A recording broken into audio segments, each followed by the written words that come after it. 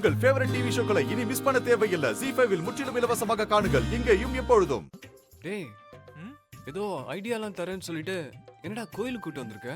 என் ஐடியாவை நான் ஆரம்பிக்க போறதே இந்த கோயில்ல இருந்து தான். புரியல கார்த்தி, இன்னைக்கு அண்ணி பேசின பேச்சுக்கு இனி தனியா உன்னால அவங்க இருக்கிற திசைப்போக்க கூட உன்னால நெருங்க முடியாதுன்னு தெரிஞ்சு போச்சு. அதான் அன்னிக்கு நெருக்கமான இன்னொரு ஆளு உன் கூட கோத்து விட்டு அவங்க மூலமா தான் உன்னை அண்ணி கிட்ட பேச வைக்கிறதா முடிவு பண்ணிட்டேன். இன்னொரு ஆளா? யாருடா அது? யாருக்கு தெரியும்? அக்கம் பக்கம் விசாரிச்சதுல அண்ணி அவங்களோட அப்பா அம்மாவை தவிர வீட்டுல இன்னொரு பொண்ணு இருக்கிறதா கேள்விப்பட்டேன். அதனால குடும்பத்துல இருக்க யாருக்குமே அவங்க ஒட்டாத சாயில இருக்கிறத பார்க்கும்போது கண்டிப்பா அவங்க அந்த வீட்டு வேலைக்கார பொண்ணாதான் இருக்கணும். இப்போ அந்த பொண்ணை ஃபாலோ பண்றதுக்கு தான் உன்னை கூட்டு வந்திருக்கேன். டேய், தெரியாத ஊர்ல சம்மந்தம் இல்லாத ஏதோ ஒரு பொண்ணு பின்னாடி சுத்த வச்சு என்ன பிரச்சனையில மாட்டி விட்டுறாதரா. பயப்படாத கார்த்தி, நம்ம ஒரு இடத்துக்கு போறப்போ மெயின் ரோடு பிளாக் ஆயிருந்தா 2-3 தெரு சுத்தி சுத்தி போறது இல்லையா, அந்த மாதிரி தான் இந்த பிளான். நேரடியா உன்னால அண்ணியை நெருங்க முடியாது இல்ல, இவங்கள பழக்கம் பிடிச்சி இவங்க மூலமா நாம வந்த வேலைய முடிக்க போறோம், அவ்வளவுதான். எனக்கு நிச்சயமான பொண்ணுகிட்ட பேசுறதுக்கே எனக்கு அவ்வளவு தயக்கமா இருந்துச்சு. இதுல யார் என்னன்னே தெரியாத பொண்ணுகிட்ட நான் என்னண்டா பேசுறது? நீ என்ன பேசணும், எப்படி பேசணும்னு மொத்த ஸ்கிரிப்டையும் நான் தரேன். அந்த பொண்ணு இப்போ இந்த கோயிலுக்கு தான் வருவா. அவ வர்றதுக்குள்ள நான் உன்னை எப்படி மாத்திரன்னு மட்டும் பார். வா என் கூட. வா.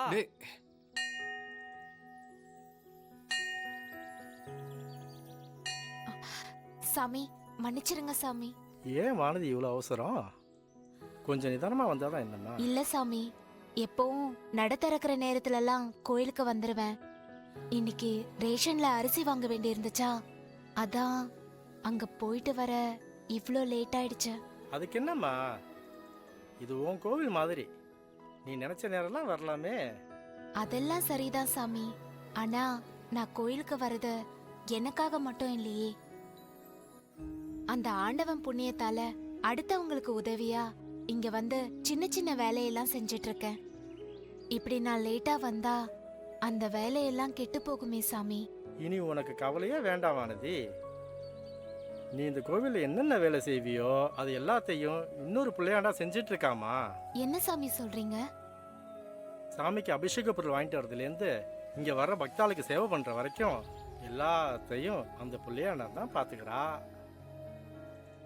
உன் சக்திக்கு மீறி கோவிலில் வேலை செஞ்சு கஷ்டப்படுறியேன்னு நான் கூட அப்பப்போ உன்னை நினச்சி கவலைப்பட்டதுண்டு. நீ புலம்புனது அந்த பகவானை கேட்டதோ என்னவோ, அதான் உனக்கு துணையாக ஒருத்தர் அமுச்சு வச்சிருக்காரு. யாரு சாமி அவரு? நீயே போய் பாரு. சரிம்மா. மா, அவர் என்கிட்ட பேச வந்தா நான் அவரை தெரிஞ்ச மாதிரி அவர்கிட்ட சகஜமா பேசினா அவர் என்ன பத்தி என்ன நினைப்பாரு? என்னடா இந்த பொண்ணு முன்ன பின்ன தெரியாதவங்க கூட இப்படி எல்லாம் பேசுதேன்னு நினைக்க மாட்டாங்களா? ஆமா ஆமா ஆர்த்தி, சமத்துடி, நீ புத்திசாலி. ஏன் பொண்ணு இல்லையா? அதான் கரெக்டா அந்த இடத்துக்கு ஏத்த மாதிரி நடந்திருக்க. Correct correct. அப்புறம் என்னாச்சு? அவர் என்கிட்ட வந்து உன்கிட்ட கொஞ்சம் பேசணும், காஃபி சாப்பிட போலாமான்னு கேட்டாரு. அதுக்கு நீ என்ன சொன்ன? நான் ரொம்ப ஸ்ட்ரிக்ட்டா எனக்கு கல்யாணம் நிச்சயம் ஆக போகுது, இப்படியெல்லாம் வந்து முன்ன பின்ன தெரியாத பொண்ணுங்க கிட்ட பேசுறது தப்புன்னு சொல்லிட்டேன். சூப்பர் ராசாத்தி, நல்ல வேலை செஞ்ச. கொஞ்சம் ஸ்லிப்பா இருந்தாலும் அவ்வளவுதான். அவங்க பெரிய இடம், எப்படி வேணாலும் டெஸ்ட் பண்ணுவாங்கன்னு நினைச்சேன். ஆனா உன்னை டெஸ்ட் பண்றதுக்கு மாப்பிளையே நேர்ல வந்திருக்காரு பாத்தியா? ஆமாமா, நாம தெரியாத மாதிரி நடிச்சாதான் உண்மையிலுமே என்னோட கேரக்டர் நல்ல கேரக்டர்னு நம்புவாங்க. கலக்கற ஆர்த்தி, ஏன் பொண்ணுன்னா சும்மாவா? அப்புறம் மாப்பிள்ள இங்கதான் இருப்பாரு. அவர் மறுபடியும் உன்னை பார்க்க வரலாம், என்ன கூட பார்க்க வரலாம். என்ன இருந்தாலும் நிச்சயதார்த்தம் வரைக்கும் அவரை நமக்கு தெரியாத மாதிரி இப்படியே மெயின்டைன் பண்ணணும். அப்பதான் இந்த விஷயம் சம்பந்தி அம்மா காதுக்கு போகும், நம்ம சம்பந்தமும் ஸ்ட்ராங் ஆகும்.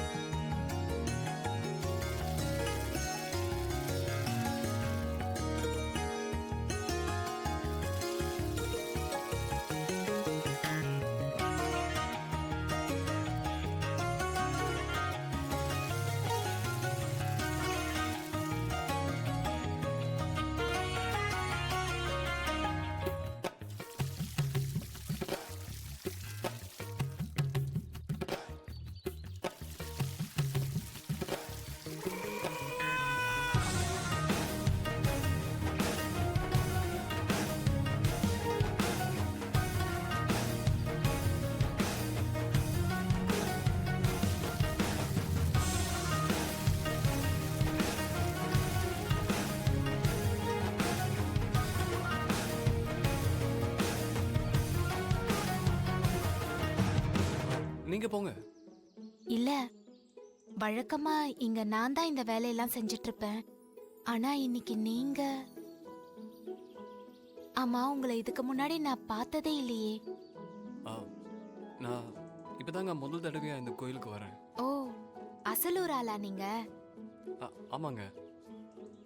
எல்லாரும் சூடு தாங்காம ரொம்ப கஷ்டப்பட்டு கோயிலை சுத்தி வந்துட்டு இருந்தாங்க. அதான் நம்மளால முடிஞ்ச உதவியை பண்ணலாமேன்னு தண்ணி ஊத்திக்கிட்டு இருக்கேன். ஆமா, நீங்க? எனக்கு இந்த ஊரு தாங்க. என் பேரு வானதி. கோயில்ல இந்த மாதிரி சின்ன சின்ன வேலைகள்லாம் கவனிச்சுக்கிறது தான் என் வேலை. ஓ, என் பேரு கார்த்திகேயன். அந்த முருகப்பெருமா பேரு உண்ட ராஜகுமார ஒருத்தனே உன்னை மனமுடிக்க வருவான். ஒருவேளை எல்லாரும் சொன்ன ராஜகுமாரன் இவரா இருப்பாரோ?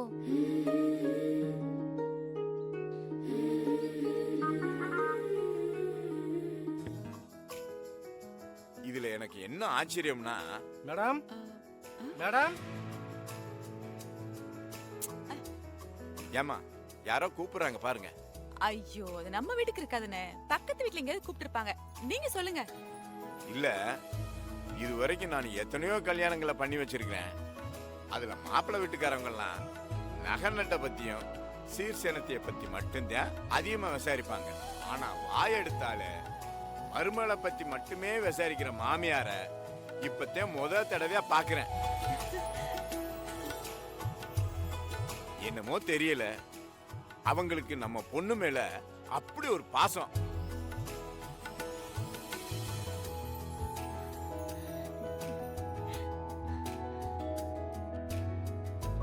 அட்ரஸ் எங்க இருக்குன்னு சொல்லுங்கம்மா. யோ, இதுக்குதான் நீ அம்மா அம்மான்னு அவ்வளவு அவசரமா கூப்பிட்டியா? எங்க வீட்டு வாசல்ல என்ன இங்க அட்ரஸ் சொல்லப்படும்னு போர்டா மாட்டி வச்சிருக்கு. என்ன பாக்குற? போய் எங்கேயாவது கேளு போ. இப்ப என்ன கேட்டு இவ்வளவு கோவப்படுறீங்க? கோவப்படுறேன்னு தெரியுது இல்ல, அப்புறம் என்ன இங்க நின்னு பேச்சு? போறியா இல்ல அட்ரஸ் புடிங்கி கிழிச்சு போடவா? ஆள மண்டைய பாரு, வந்துட்டான் பேக மாட்டிட்டு அட்ரஸ் கேட்க. ஜீ5 ஆப்பை டவுன்லோட் செய்து அனைத்து எபிசோடுகளையும் இலவசமாக பாருங்க.